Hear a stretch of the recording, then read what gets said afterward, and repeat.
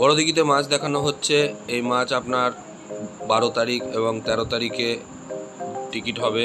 আজকে দেখানো হয়েছে।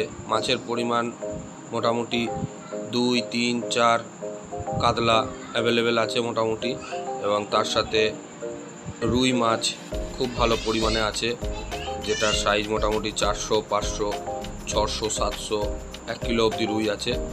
আপনারা ভিডিওতে দেখতে পাচ্ছেন।